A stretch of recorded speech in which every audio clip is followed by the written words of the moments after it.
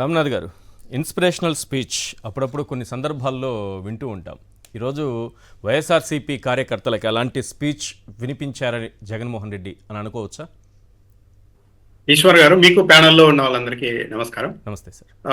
YSR Congress party కార్యకర్తలు, నాయకులు నిర్లక్ష్యానికి గురయ్యారు అన్నది గత 5 ఏళ్లుగా అయితే బాగా గట్టిగా ప్రచారం జరిగిన మాట వాస్తవం. చాలా మందిలో అసంతృప్తి ఉంది. జగన్మోహన్ రెడ్డి గారు ఈరోజు చెప్తున్నారు, ఎస్ నేను అయితే ప్రజల పక్షాన ఎక్కువ ఆలోచించాను, అందువల్ల ఇబ్బంది వచ్చింది. వైఎస్ఆర్ కాంగ్రెస్ పార్టీ అధికారంలో ఉన్నప్పుడే ఒక మోస్ట్ సీనియర్ నాయకుడు, 3-4 తరాల రాజకీయం చూసిన వైఎస్ఆర్సీపీ నాయకుడి వద్ద ఈ అంశాన్ని కార్యకర్తలు అసంతృప్తి, వైసీపీ వైఖరి అన్న అంశాన్ని ప్రస్తావించినప్పుడు ఆయన ఒక విషయం చెప్పారు. మా రథం ఇంధనం మీద కాదు సత్యం మీద నడుస్తోంది, నడిచినంత కాలం నడుస్తుంది అన్నారు. అంటే వైఎస్ఆర్ కాంగ్రెస్ పార్టీ ఓపెన్ గా చెప్పాలంటే ఒక ఇంజన్ లేకుండా బోగిల్ని లాగే ఒక ప్రయోగం అయితే చేశారు. ఈ ప్రయోగాన్ని నేనైతే తప్పుపట్టడం లేదు. వైఎస్ఆర్ కాంగ్రెస్ పార్టీ కార్యకర్తలకు, నాయకులకి ఇబ్బంది కలిగి ఉండవచ్చు. కానీ స్వాతంత్రం వచ్చిన ఇన్ని దశాబ్దాల తర్వాత కూడా ఇంకా రాజకీయ నాయకుల వద్దకు వెళ్లి ప్రజలు నిలబడాలా అన్న ఆలోచనకు భిన్నంగా జగన్మోహన్ రెడ్డి గారు అర్హతే ప్రమాణికంగా ప్రతి ఒక్కరికి సంక్షేమ పథకాలు ఇచ్చే ప్రయత్నం అయితే చేశారు. కానీ ప్రజలే ప్రూవ్ చేశారు ఏంటి, ఇంజన్ లేకుండా బోగిలు లాగలేరు, కార్యకర్తలు పార్టీ శ్రేణుల నిర్మాణం బలంగా లేకుండా ఒక రాజకీయ పార్టీని నడపడం కూడా అంత సాధ్యం కాదు. కార్యకర్తలు కూడా ప్రజల్లో భాగమే, ఓటర్లలో భాగమే, నాయకులు కార్యకర్తలు శ్రేణులంతా కూడా ఒక పార్టీలో భాగమే. ఒక పొలిటికల్ పార్టీలో కార్యకర్తల్ని అడ్రస్ చేయడం, నాయకులను అడ్రస్ చేయడం అన్నది అదేమో ఒక నేరపూరితమైన చర్య కాదు అన్న ఒక ఇంప్రెషన్ అయితే మొన్న ఎలక్షన్ లో ఇచ్చారు.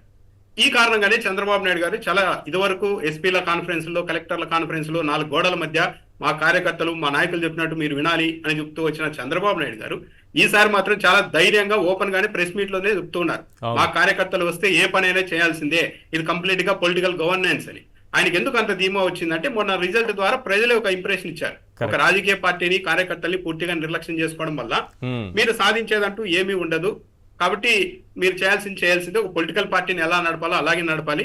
అంతకు మించి ఒక 20 ఏళ్ళు ఫార్వర్డ్ వెళ్ళిపోయి ఇలా ఉండాలి ప్రపంచం అని ఊహించుకొని ప్రయోగాలు చేస్తే ఇప్పటికిప్పుడు ప్రజలు కూడా దాన్ని యాక్సెప్ట్ చేసే పరిస్థితుల్లో లేరు అన్నది కూడా అర్థమవుతుంది. జగన్మోహన్ రెడ్డి గారు ఇంకో కీలకమైన విషయం ఏం చెప్పారు, కేసుల గురించి. కేసుల గురించి అయితే గట్టిగా జగన్మోహన్ రెడ్డి లాంటి వాళ్ళు నిలబడాల్సిందే. ఇప్పటికే కొంతమంది పోలీసులు కేసులు పెడుతూ ఉన్నప్పటికీ కూడా వైఎస్ఆర్ కాంగ్రెస్ పార్టీ వాళ్ళ మీద జగన్మోహన్ రెడ్డి గారు ఇదివరకు చెప్పారు, 7 సముద్రాల ఆవలు ఉన్నా కూడా మేము లాక్కొని వస్తాం, రిటైర్ అయిపోతాం, పక్క రాష్ట్రాలకు వెళ్ళిపోతాం అనుకుంటున్నారేమో, ఎక్కడున్నా వదిలిపెట్టే ప్రసక్తి లేదు, మా కార్యకర్తలు, నాయకుల జోలికి వచ్చిన ప్రతి ఒక్కరి సంగతి తెలుస్తామని కొందరు అధికారుల పేర్లను కూడా డైరెక్ట్ గా ప్రస్తావించారు.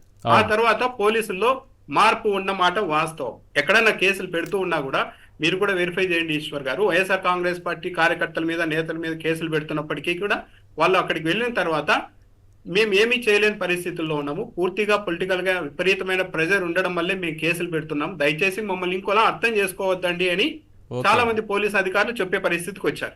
ఇంకా కొంతమంది ఉన్నారు, వాళ్ళు ఏం చెప్పినా కూడా వినే పరిస్థితుల్లో లేరు, తెలుగుదేశం పార్టీ కోసం ఏమైనా చేస్తామని పోలీసులు కూడా ఉన్నారు. ఇలాంటి పదే జగన్మోహన్ రెడ్డి గారు లాంటి వాళ్ళు ఇలాంటి వార్నింగ్లు ఇవ్వడం వల్ల పోలీసులు కూడా మార్పు వస్తుంది.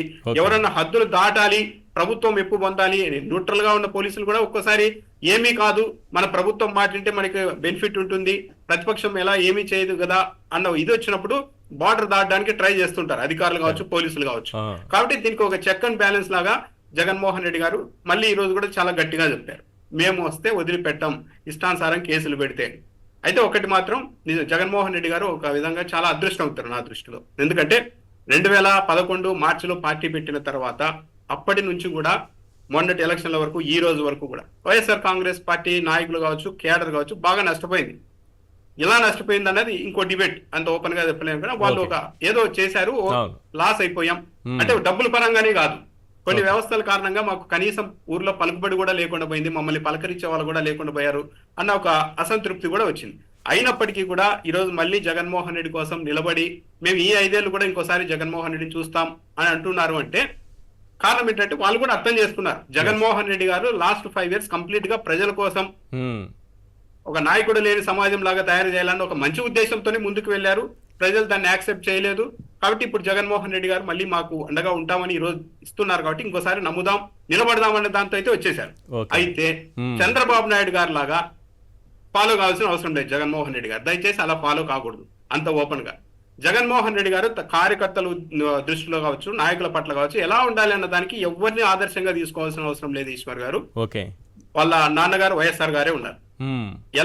ఎలా నడిపారు, పార్టీని ఎలా నడిపారు, క్యాడర్ తో ఎలా ఉన్నారు అన్నది ఒక్కసారి రివ్యూ చేసుకుంటే ఒక అద్భుతమైన ఒక బ్లూ ప్రింట్ లాంటిది జగన్మోహన్ రెడ్డికే దొరుకుతుంది. కాకపోతే ఒకటి మాత్రం వైసీపీ కార్యకర్తలు కాకపోయినా కూడా వాళ్ళ ఆలోచనలు అన్ని విన్నప్పుడు అనిపించింది ఏంటంటే జగన్మోహన్ రెడ్డి గారి మీద విపరీతమైన అభిమానంతో, ప్రేమతో ఈ 5 ఏళ్ళు ఏమి ఉండదని తెలుసు, ఆ, పదవులు ఉండవు, ఏముండవు, అయినా కూడా మేము జగన్మోహన్ రెడ్డి కోసం చేస్తాం.